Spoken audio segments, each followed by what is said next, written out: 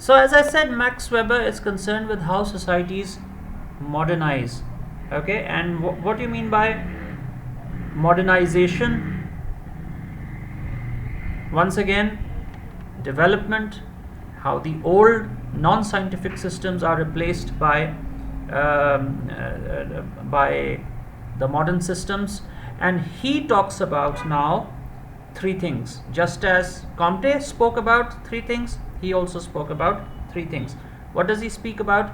He says that societies develop, societies modernize in three stages, and there are three features of modernization. He calls them industrialization, in which the methods of production become mechanized. Second is urbanization, people moving from rural areas, countryside, to the urban centers and cities. And then third is rationalization. Rationalization is a behavioral and a social aspect of modernity, and this is based on scientific bureaucratic principles. All right, so this is so Weberian theory. When we talk about the Weberian perspective, we are talking about the theories of Max Weber being used to explain how social development takes place. And Weber says that social change is the result of individuals acting purposefully. Now, this is where I'd like you to stop a second and think about what social action is. Okay, social action, people's action in society. Now, this is slightly different from behavior. Social action can be slightly different from social behavior. If I am working in a certain environment and I am not interacting with somebody else, then this is my behavior. But for something to be social action, it has to be directed towards other people. My actions, if they are affecting other people, then that is social action. And Weber is very impressed, or he is influenced by the Calvinist thinking in the world of Christianity. And Calvin is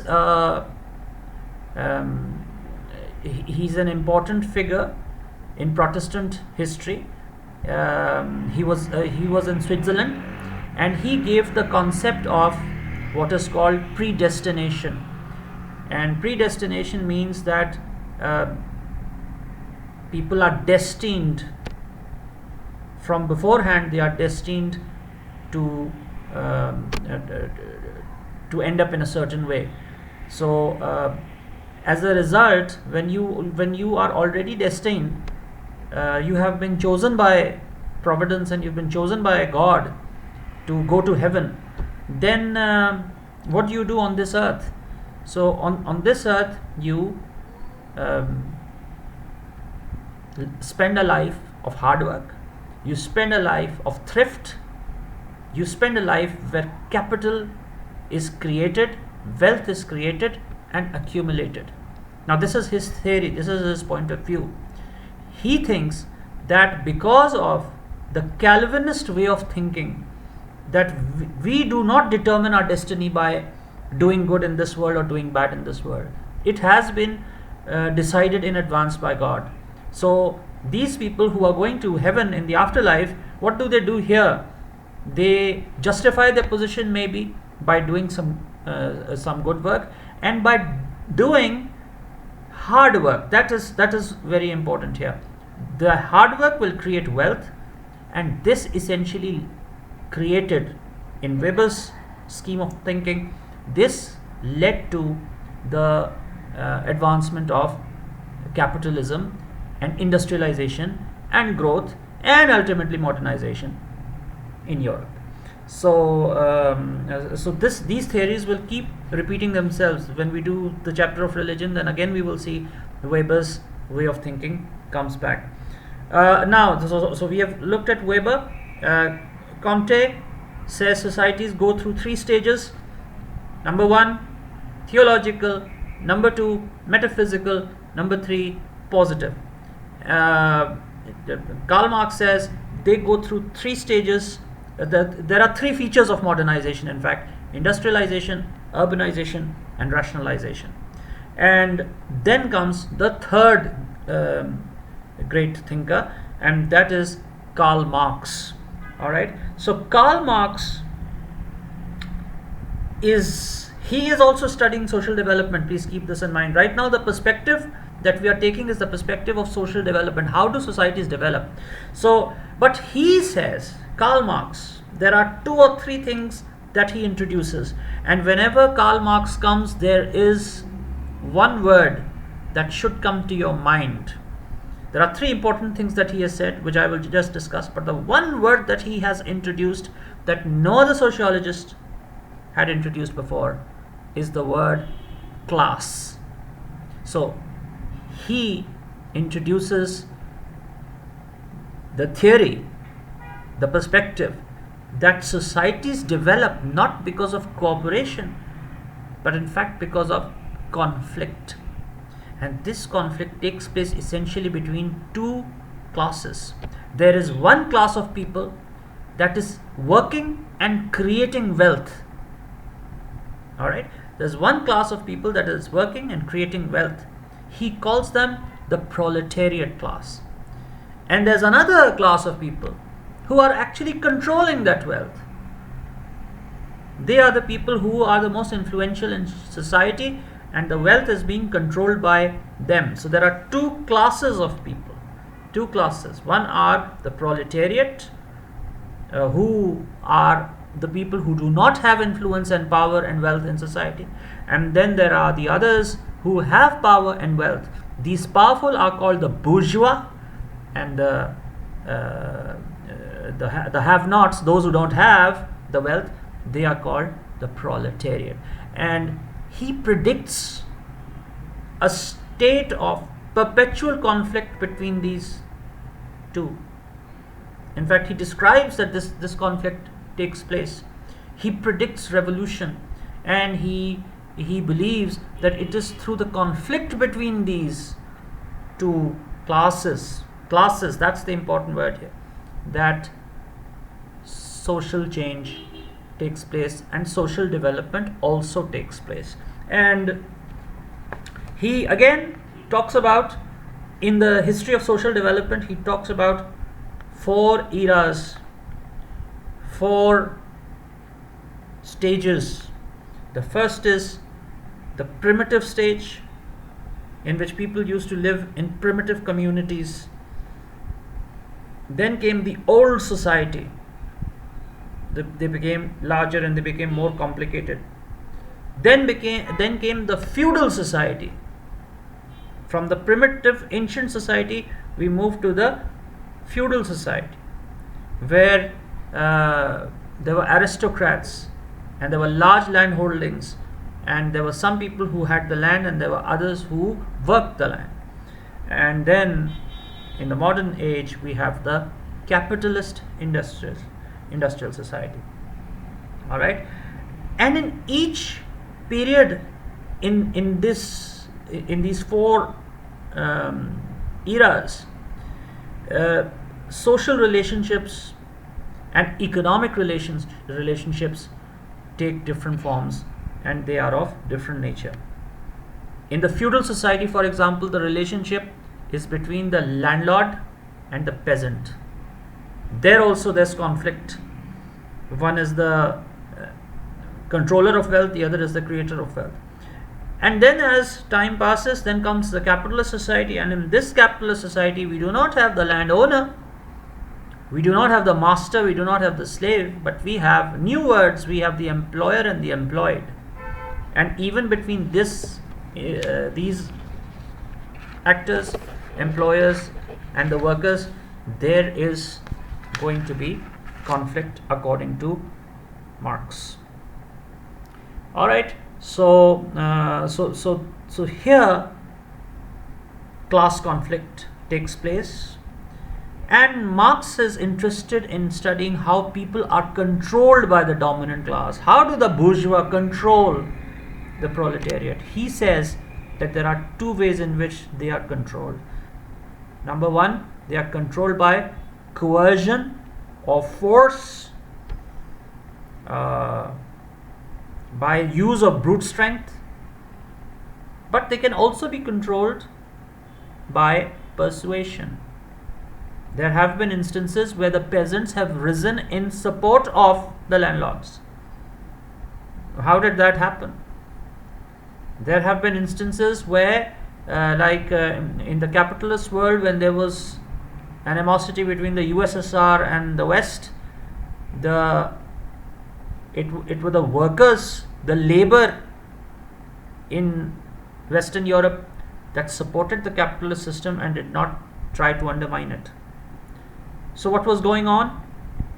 They were being persuaded by the powerful people to stand in support of the existing system. So force can be used or persuasion can be used according to Marx.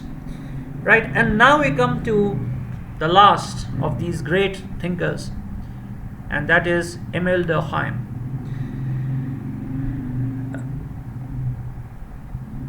Durkheim places a lot of emphasis on societal institutions, and he says that societal evolution and societal development can be understood in the context of the relationship between these institutions. He also brings about the discussion.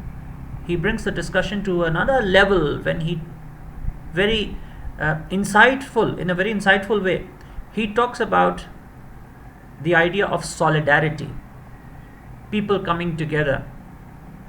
Why do people come together? And here he comes up with the concept of two different types of solidarity.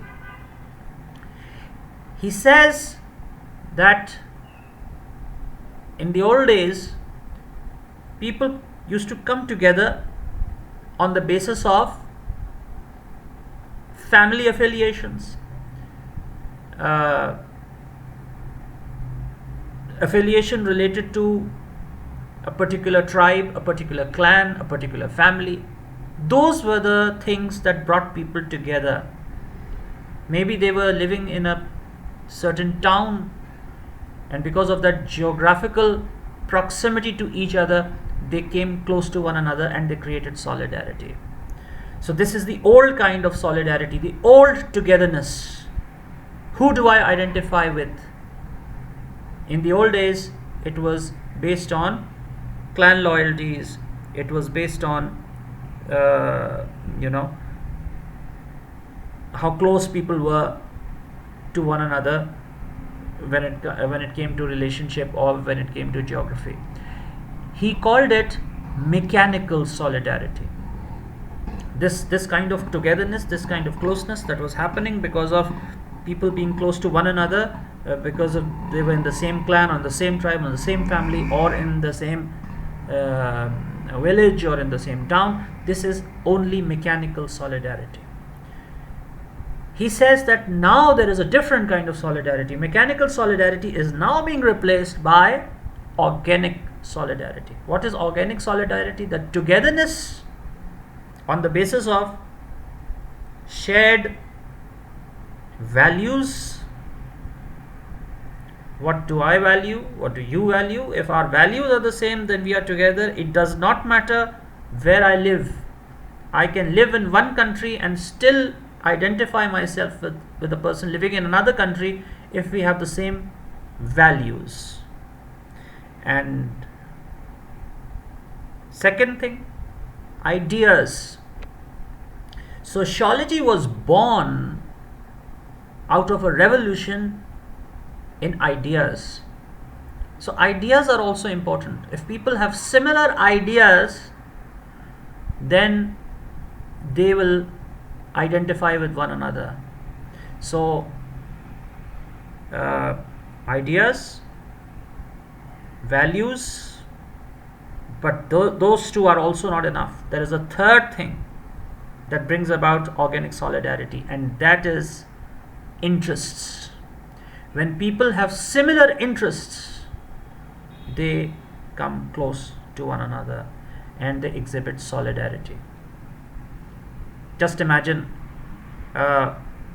when people strike, let's say a countrywide organization like an airline is being privatized.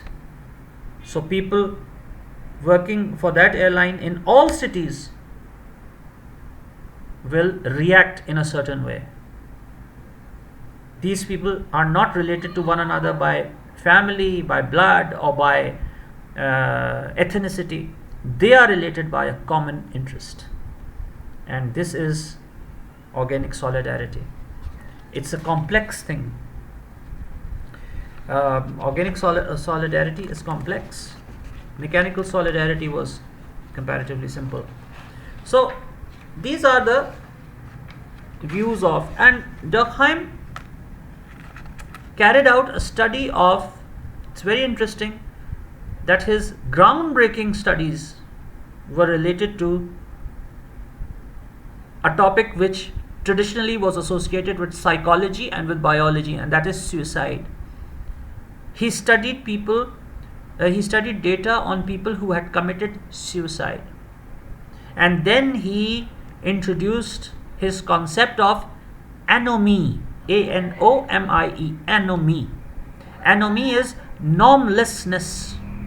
When the norms, the normal procedures, your routines are suddenly disrupted. If a person becomes poor overnight, his life is disrupted. There is a great chance that he might commit suicide. He doesn't know what to do, how to sustain himself. Likewise, if a person becomes rich overnight, he becomes very rich, he was very poor and he becomes very rich, he will not know how to adjust in rich society, and that will create social pressure on him, and as a result the tendency of committing suicide in people who become rich very quickly is also high. So this suicide, he argued, was taking place because of social reasons, not exactly psychological or biological. All right.